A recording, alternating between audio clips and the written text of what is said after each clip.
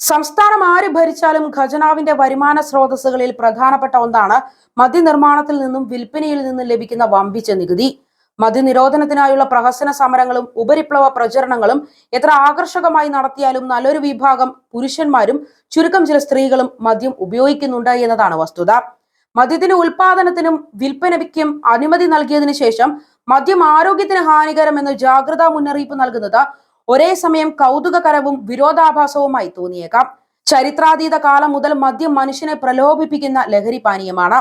വേദകാലഘട്ടത്തിൽ സോമലതയുടെ നീരുകൊണ്ട് ഉൽപ്പാദിപ്പിക്കുന്ന സോമം എന്ന മദ്യം യാഗങ്ങളിൽ ദേവന്മാർക്ക് അർപ്പിക്കുകയും അത് പാനം ചെയ്യുകയും ചെയ്തിരുന്നു. കാടി പുളിപ്പിച്ച് അതിൽ നിന്നുണ്ടാക്കുന്ന സുമ എന്നൊരു മദ്യവും അക്കാലത്ത് ഉപയോഗിച്ചിരുന്നതായി പറയപ്പെടുന്നു. മഹാഭാരത കഥയിൽ കുരുക്ഷേത്ര യുദ്ധം കഴിഞ്ഞ് 36-ാം വാർഷികം ആഘോഷിക്കുമ്പോൾ യാദവർ ഒത്തുകൂടി അമിതമായി മദ്യപിച്ച് തമ്മിത്തല്ലി യാദവകുലം നശിച്ചുവത്രേ.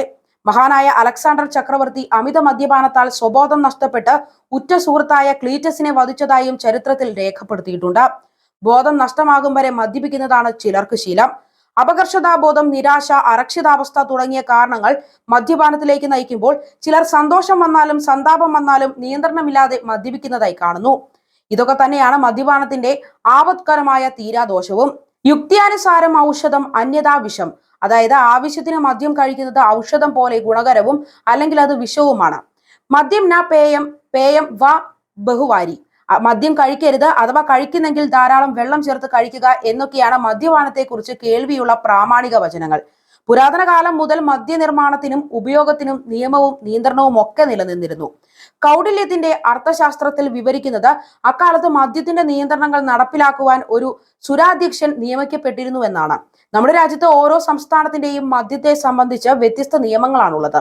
കേരളത്തിലും മദ്യനിർമ്മാണം, വിൽപ്പന, കൈവശം വയ്ക്കാവുന്ന മദ്യത്തിന്റെ അളവ് തുടങ്ങിയവയ്ക്ക് വ്യക്തമായ നിയമസംഹിതയുണ്ട്. അബ്കാരി ആക്ട് 1967 എന്നറിയപ്പെടുന്ന ഈ നിയമം തിരുവിതാംകൂർ, കൊച്ചി, മലബാർ അബ്കാരി നിയമങ്ങൾ ക്രോഡീകരിച്ച് ഒരു ഏകീകൃത നിയമമായി നിലവിൽ വന്നത് 1967-ലാണ്. കാലക്രമേണ നിരവധി ഭേദഗതികളും ഈ നിയമത്തിനുണ്ടായി. അബ്കാരി നിയമത്തിന്റെ അടിസ്ഥാന പ്രമാണം ഏറ്റവും ചെറിയ ഉപഭോഗത്തിൽ നിന്ന് ഏറ്റവും കൂടിയ വരുമാനം ഉണ്ടാക്കുക എന്നതാണ്. മദ്യം, മയക്കുമരുന്ന് തുടങ്ങിയവയുടെ ഉൽപാദനം, വിൽപ്പന, കടത്തിക്കൊണ്ടുപോകൽ, നിയമം ലംഘിച്ചാൽ ഉണ്ടാകുന്ന ശിക്ഷകൾ എന്നിവ ഉൾപ്പെടെയുള്ളവയെ പറ്റി 1967-ലെ അബ്കാരി ആക്ടിലും തുടർന്നു വന്ന നിരവധി ഭേദഗതികളിലും പ്രതിപാദിച്ചിട്ടുണ്ട്. അവയിൽ ഇനി പറയുന്ന അബ്കാരി കുറ്റങ്ങൾക്ക് 10 വർഷം വരെ തടവും 1 ലക്ഷം രൂപ വരെ പിഴയും ലഭിക്കാം.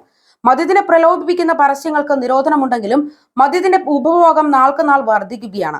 സമ്പൂർണ്ണ മദ്യനിരോധനം അപകടകരവും അപ്രായോഗികവുമാണെന്ന് ലോകമെങ്ങും തെളിഞ്ഞിട്ടുണ്ട്. മദ്യം നിരോധിച്ചാൽ വ്യാജമദ്യവും വിഷമദ്യവും സുലഭമാകുന്നതാണ് ഏറ്റവും ദുഃഖകരമായ ഭവിഷ്യത്ത്. 1920-ൽ അമേരിക്ക മദ്യനിരോധനം ഏർപ്പെടുത്തിയെങ്കിലും പരാജയപ്പെട്ടു. കാനഡയിൽ 1907 മുതൽ 1917 വരെ മദ്യനിരോധനം ഏർപ്പെടുത്തിയെങ്കിലും അവിടെയും പരാജയപ്പെട്ടു. മദ്യാസക്തിയും മദ്യ ഉപഭോഗവും കുറയ്ക്കുവാൻ മദ്യത്തിനെതിരെയുള്ള ശക്തവും യുക്തിപ്രദവുമായ ബോധവൽക്കരണം മാത്രമാണ് ഫലപ്രദമായ മാർഗം. മദ്യാസക്തിയുള്ളവർ സ്വയം നിയന്ത്രിച്ച് ജീവിതം ചിട്ടപ്പെടുത്തിയാൽ മദ്യം കൊണ്ടുണ്ടാകുന്ന വിപത്ത് ഒരു പരിധിവരെയെങ്കിലും ലഘൂകരിക്കാൻ സാധിക്കും.